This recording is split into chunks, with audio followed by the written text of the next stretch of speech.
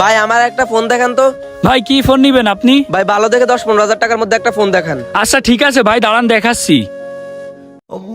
আসরের আজান দিয়ে দিছে, তাহলে তো এখনই নামাজ পড়তে যাইতে হবে। ভাই এখন আমি ফোন দেখাইতে পারবো না, আজান দিয়ে দিছে, নামাজে যাইতে হবে। ভাই আমি আপনার দোকানের কাস্টমার থেকে আপনার নামাজ বড় হয়ে গেল। ভাই এইটা কোন ধরনের কথা বলেন? আপনারও যেমন আমার কাছে গুরুত্ব আছে, তার থেকে বেশি গুরুত্ব আছে নামাজের। নামাজ রেখে তো আমি মোবাইল দেখাইতে পারবো না। আপনি 10টা মিনিট এখানে বসেন, আমি নামাজটা সেরে এসে আপনাকে ফোন দেখাচ্ছি। কিরে অব্র, কি হয়েছে ওখানে? ভাইটারে ফোন দেখাস না কেন? আরে বন্ধু, আজান দিয়ে দিছে তো, নামাজ না পড়ে মোবাইল দেখাবো কিভাবে? আমি নামাজটা পড়ে আসি। এই বেড়ে, এই কাস্টমারের চেয়ে কি তোর নামাজ বড় হয়ে গেছে? আগে ফোন দেখা, পরে নামাজ পড়তে যাইস। আরে ভাই একটু বোঝার চেষ্টা কর, নামাজের ওয়াক্ত চলে যাবে তো। এ ভাই আপনি এক ওয়াক্ত নামাজ না পড়লে কি আপনার কিছু আসে যাবে? আপনি তাড়াতাড়ি ফোন দেখান। না ভাই, আমি এখন ফোন দেখাইতে পারবো না। এ অব্র, তুই কিন্তু দিন দিন বেদব হয়ে যাচ্ছিস। তুই ফোন না দেখে নামাজ পড়তে যাবি কেন? দোকানের মালিককে যদি বলি তাইলে তোর চাকরি থাকবে না। ভাই আপনার এত নামাজ পড়া লাগবে না, আপনি তাড়াতাড়ি ফোন দেখান। এই মিয়া, আপনি আমার দোকানের কাস্টমার, আপনার গলার সুর এরকম হবে কেন? আমার যা ইচ্ছা আমি সেটা করবো, ঠিক আছে? আমি আগে নামাজ পড়বো, তারপর আপনারে ফোন দেখাবো। আপনি থাকলে থাকেন, না থাকলে চলে যান, আমার চাকরি যাই যাক, আমার কোনো সমস্যা নেই। ভাই ও একটা বেয়াদব, ওর কথায় আপনি কিছু মনে করেন না। দাঁড়ান আমি ফোন দেখাইতেছি। এরকম বেয়াদব সেলম্যান আপনারা দোকানে রাখেন কেন? এতে তো আপনাদের ব্যবসারই ক্ষতি হচ্ছে। থাক ভাই, কিছু মনে করেন না। কি ফোন দেখাবো? 10-15 হাজার টাকার মধ্যে একটা ভালো অ্যান্ড্রয়েড ফোন দেখান। দাঁড়ান ভাই, দেখাইতেছি।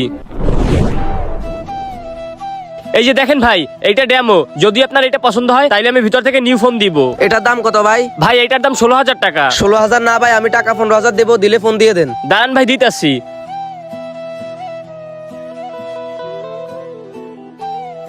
এই যে নেন ভাই।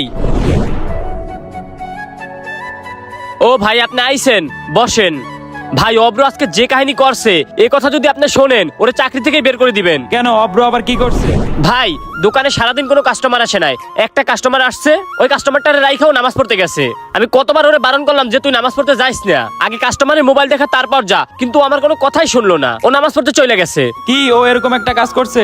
হ ভাই, আপনি যে দোকানের ম্যানেজার বানাইতে চাইছিলেন না, ওইটা আমারে বানান। আর ওরে যদি ভুল করে বানান তাইলে আপনার ব্যবসার লালবাতি জ্বলে যাইবো। আর আপনি যদি ম্যানেজার আমারে বানান তাইলে আপনার দোকানের সেল আরো বেড়ে যাবে। আমি গুরুত্ব সহকারে আপনার সব কাজ করব। ও দোকান রেখে নামাজ পড়তে গেছে? আচ্ছা ও আসুক, আমি দেখতেছি। ঠিক আছে ভাই, আপনি একটু আমার বিষয়টা দেখি। হ্যালো সবাই, মোফটের সাথে আমার এক্সপিরিয়েন্স ছিল সিরিয়াসলি এক্সাইটিং। এখানে এমন কিছু ফান এবং এঙ্গেজিং গেমস আছে যা আমি আগে কোথাও দেখিনি। একটা গেম আমাকে সবচেয়ে বেশি থ্রিল করে, সেটা হলো প্লিঙ্কো। বেশি কিছু বলবো না, you guys try it out, trust me.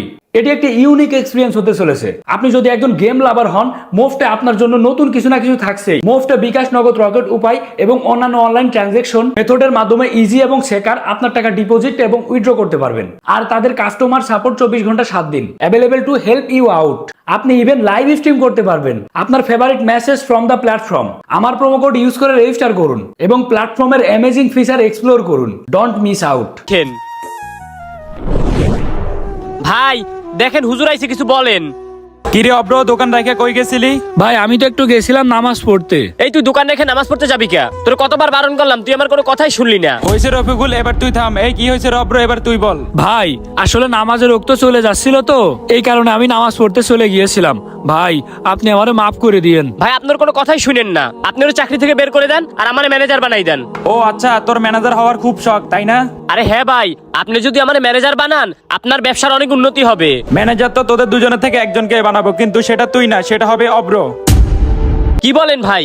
এইসব জানার পর ওরে আপনি ম্যানেজার বানাইবেন? হ্যাঁ, আমার দরকার একজন সৎ লোক। আর যে ছেলে নিজের ধর্মকে এতটা সম্মান করে, সে ছেলে কখনো অসৎ হতে পারে না। এই অব্র শুন, আজকে থেকে আমার দোকানের ম্যানেজার হবি তুই, আর সবকিছু দেখাশোনা করবিও তুই।